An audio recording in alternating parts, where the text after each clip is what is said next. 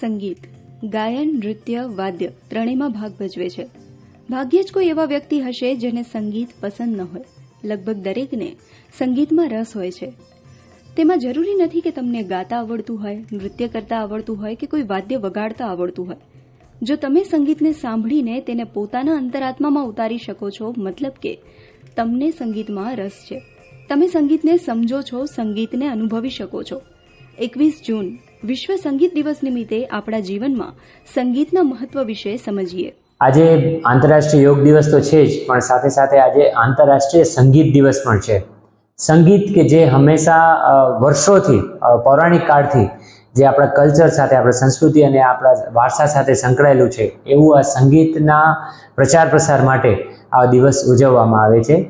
સંગીતના ઘણા બધા મહત્વ છે અને સંગીતનું આપણા જીવનની અંદર એક અનેરું મહત્વ એ હોય છે કે સંગીત આપણા મનને અને શરીરને એક ખોરાક તરીકે કામ આવે છે. જેમ આપણે આહાર સારો લઈએ એનાથી આપણું સ્વાસ્થ્ય સારું રહે, એમ નિયમિત રીતે જો સારું સંગીત આપણે સાંભળવાની આદત રાખીએ તો એ આપણા ખાસ કરીને મનોસ્વાસ્થ્ય ઉપર એક બહુ જ સારી હકારાત્મક અસર છોડી જાય છે. આપણામાંથી ઘણા બધાને અનુભવ હશે કે આપણા ઘરોમાં નિયમિત રીતે મંત્રનો જાપ થતો રહેતો હોય છે.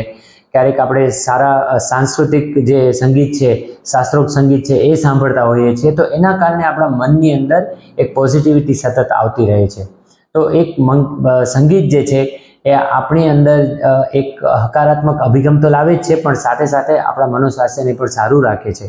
બીજું, સંગીત ન માત્ર મનુષ્ય પરંતુ પ્રાણી માત્ર ઉપર એની અસર કરે છે.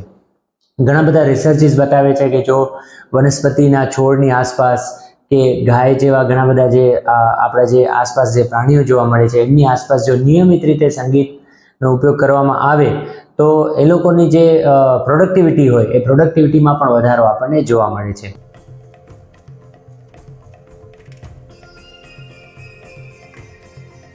આજકાલ મ્યુઝિકને as a therapy, as a medicine પણ ઉપયોગમાં લેવા આવે છે. મ્યુઝિક થેરાપી ઉપર પણ બહુ બધા રિસર્ચિસ થયા છે, ખાસ કરીને એન્ઝાયટી, ડિપ્રેશન, લો એનર્જી ફીલ કરતા હોય એવા લોકો, સતત જીવનની અંદર દુઃખ વ્યક્ત કરતા હોય એવા લોકો માટે જો નિયમિત રીતે આ મ્યુઝિક થેરાપીનો ઉપયોગ કરવામાં આવે છે અને એ મ્યુઝિક થેરાપીના ઘણા સારા પરિણામો પણ આપણને જોવા મળ્યા છે. તો મ્યુઝિક ન માત્ર એક સંગીત તરીકે ખાલી આપણે પ્રચલિત છે, પરંતુ એક ઔષધિ તરીકે પણ સંગીત કે મ્યુઝિક થેરાપી જે છે એનો ઉપયોગ આપણે જોવા મળે છે. વિશ્વ સંગીત દિવસ નિમિત્તે આપણે એટલું જ કહી શકીએ કે આપણે નિયમિત રીતે એક સારું સંગીત કે જે આપણા મન માટે એક ખોરાક તરીકે કાર્ય કરે એ આપણને સાંભળતા રહેવું જોઈએ.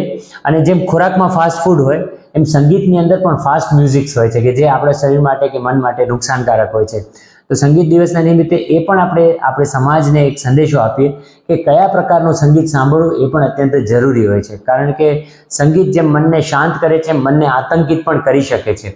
તો સારું સંગીત સાંભળીએ, સાંસ્કૃતિક સંગીત સાંભળીએ અને એના દ્વારા આપણે સ્વાસ્થ્ય તરફ વધુ એક કદમ આગળ વધીએ, એ જ અભ્યર્થના સહ. ધન્યવાદ.